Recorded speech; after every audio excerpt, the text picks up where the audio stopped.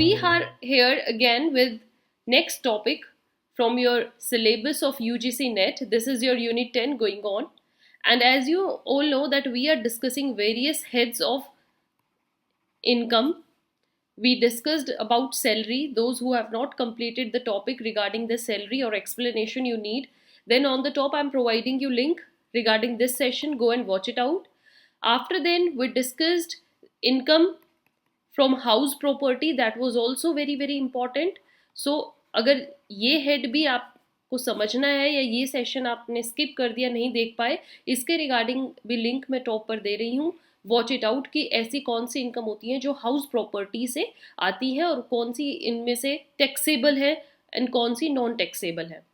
Then salary हो गया, income from house property हो गया. Moving to the third head, that is profits and gains of business और profession. Profits और gains of business और profession, ऐसी इनकम जो कि आपको आपके बिजनेस से, एंटरप्राइज से मिलती है, या फिर अगर आप प्रोफेशनल पर्सन हो तो आपके प्रोफेशन से आपको आ रही है, तो उनको भी हम टैक्स के दायरे में लेते हैं, बिकॉज वो भी एक तरीके का सोर्स ऑफ इनकम है. उनको कैसे कैलकुलेट करना है, वो कौन से आपकी इनकम होगी जो टैक्स के दायरे में आएगी, टैक्सेबल इनकम, नॉन टैक्सेबल या exempted, that all you need to do, all you need to understand, because UGC NET में इसके रिगार्डिंग क्वेश्चन आया है. So pay attention throughout the session. अगर आपको कोई भी प्रॉब्लम आ रही है, कोई भी क्वेश्चन है, आप कमेंट सेक्शन में लिख सकते हैं and we will try to respond to all the questions. Still you can mail us for any further inquiry, for notes you can call us and we are there to solve all your problems. Let's start this topic.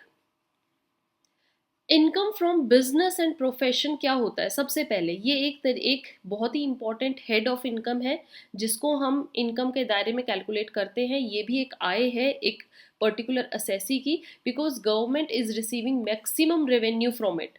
यहाँ से government इस पे tax लगा के government को सबसे ज़्यादा यहीं से रेवेन्यू आता है. क्यों? There are big business man in India, there are many people who have started their own profession. कितने स्टार्टअप्स जो हैं वो अब स्टार्ट हो रहे हैं. प्रोफेशनलिज्म में बहुत सारी पीपल जो हैं वो जा रहे हैं. तो प्रोफेशन और बिजनेस एक ऐसा we can say source of head है जहाँ से गवर्नमेंट को मैक्सिमम टैक्स मिलता है.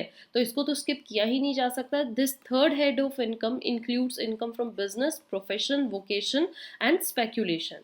So let's see how it is computed, how it is calculated, because that's very important to understand. Computation of income under the head profits and gains of business and profession कैसे होता है?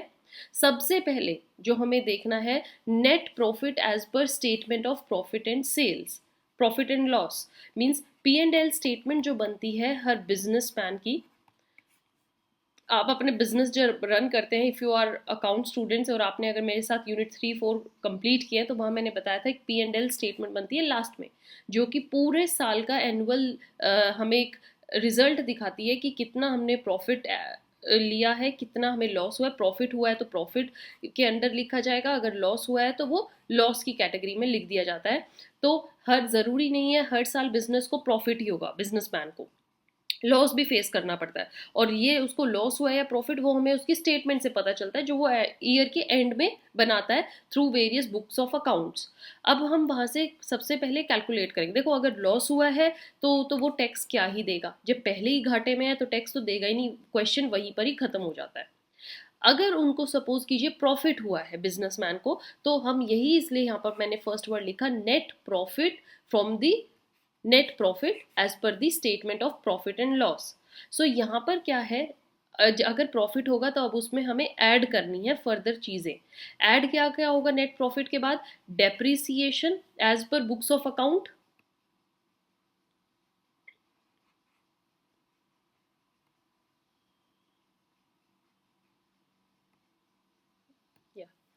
सो depreciation as per books of accounts वो हम add करेंगे कि कितना depreciation calculate किया है. देन इनकम टैक्स, अगर उन्होंने पहले से ही टैक्स की वैल्यू काटी हुई है तो हम इनकम टैक्स लगाएंगे. ये जो नेट प्रॉफिट आया है ये इस तरीके से आता है. Then 30% of sum payable to residents on which tax is not deducted at the source और हैज़ बीन रेमिटेड. अगर टैक्स वहाँ पर नहीं ऑलरेडी काटा है तो हम 30% ऑफ सम पेबल जितना रेजिडेंट्स को मिलेगा वो भी हम ऐड ऑन करेंगे. Fourth, any expenditure incurred in respect of which payment is made for goods, services or facilities to work related person having regard to its fair market value, वो भी add हो जाएगा। तो वो सब यहाँ पे ये चारों आइटम्स जो हैं ऐड होंगे। यही नहीं, we have further list, let's see. जो आपका नेट प्रॉफिट है उसमें हमने देखा डेप्रिसिएशन ऐड होगा, 30% प्रॉफिट ऐड होगा, अगर कोई एक्सपेंडिचर हुआ है वो ऐड होगा। देन एनी पेमेंट जो कोई पार्टनर है, सपोज कीजिए आपका पार्टनरशिप बिजनेस है तो पार्टनर को दी गई है बाय वे ऑफ सैलरी, या कोई उसको इंटरेस्ट दिया है, उसको कोई बोनस दिया है, कमीशन दिया है, कोई फर्दर रेम्यूनरेशन दिया है, तो वो भी ऐड हो जाता है अगर वो लिमिट से एक्सेस है, तो excess to the prescribed limit. Then क्योंकि हम टैक्स से बचने के लिए क्या करता है बिजनेसमैन, उसको किसी पर्सन की सैलरी में इंक्लूड कर देता है, उसको कमीशन के फॉर्म में दिखा देता है कि ये हमने इनको कमीशन दिया है, सिर्फ टैक्स से बचने के लिए। तो अगर उस प्रेस्क्राइब लिमिट से एक्सीड कर लिया तो वो ऐड हो जाएगा automatically. Any expenditure incurred in respect of which payment or aggregate of payment to person exceeding rupees 10,000, okay 10,000 से फर्दर किसी भी तरीके का एक्सपेंडिचर अगर पर्सन को दिया गया इन फॉर्म ऑफ पेमेंट तो वो भी एड ऑन हो जाएगा। Certain sum is payable by the assessee which has not been paid during the relevant previous year, means ऐसा कोई भी सम जो कि असेसी को दिया गया है जो कि प्रीवियस ईयर में नहीं दिया गया था बट अब दिया है, तो वो भी ऐड हम करेंगे। अब आपका यहाँ पर डाउट उठता है मेजर कि मैम असेसी कौन होता है? Assessee, so this term is not very new. अगर आपने मेरे साथ सारे सेशंस किए हैं तो आई होप कि आपने ये टर्म मेरे साथ की होगी, but if many of you have joining right now या आपने ये सेशन स्किप किया हो, तो असेसी को अगर आपको डिटेल में समझना है असेसी कौन होता है, I am providing you link on the top, go and watch it out who is assessee. We have discussed in detail assessee और नॉन असेसी और इनके बीच का डिफरेंस क्या होगा। लेट्स सी फर्दर और क्या क्या ऐड किया जाएगा। पर्सनल एक्सपेंसेस ऐड किए जाते हैं पर्सन के, देन कैपिटल एक्सपेंडिचर ऐड किया जाएगा, रिपेयर्स ऑफ कैपिटल नेचर क्या क्या हुई हैं, amortisation of prelims and expenditure, fine और penalty paid for infringement of breach of law, आपने किसी तरीके का कोई फाइन पे किया है, कोई सपोज कीजिए कहीं पर आप पर पेनल्टी लग गई तो वो आपने पे किया हो, all expenses related to income जो कि टैक्सेबल नहीं है उनको ऐड ऑन किया जाएगा। तो नेट प्रॉफिट में ये जो हमने जितने भी आइटम्स बुलेट पॉइंट्स करे हैं ये सब ऐड होते हैं। ऐड होने के बाद फिर लास्ट में क्या करना होगा हमें, अब इनमें से डिडक्शंस करनी होगी, लेस आइटम्स क्या क्या होंगे, डेप्रीसिएशन हम लेस करेंगे जो कि as per income tax rules 1962 के अकॉर्डिंग होगा तो वो हम माइनस करेंगे। Additional depreciation 20% on actual cost वो डिडक्ट होगा। फिर deduction at the rate 50% of actual cost, कितनी जितनी भी कॉस्ट आई है उसका 15% वो डिडक्ट होगा। देखिए कितनी सारी डिडक्शंस होती हैं तो इससे बैलेंस आ जाता है। Weighted deduction for expenditure on contribution for research, अगर आपने कोई रिसर्च में फर्दर स्टेप लिया है तो वो भी एक तरीके की डिडक्शंस है, उन पर टैक्स नहीं लगता। Investment linked tax deductions in respect of specified business, कुछ बिजनेसेस ऐसे हैं जिन पर गवर्नमेंट टैक्स डिडक्शन देती है कि अगर ऐसी जगह किसी बिजनेसमैन या आपने इन्वेस्टमेंट लगाई है, जैसे सपोज कीजिए स्टार्टअप्स पर, अगर कोई स्टार्टअप में इन्वेस्ट करेगा तो उनको टैक्स कम देना पड़ता है, तो ये गवर्नमेंट का एक इनिशिएटिव है, वो डिडक्ट हो जाएगा। Next step is when after doing these all deductions one thing is also deducted, income now credited in statement of P&L but not taxable, that is less। we also add bad debts and remission।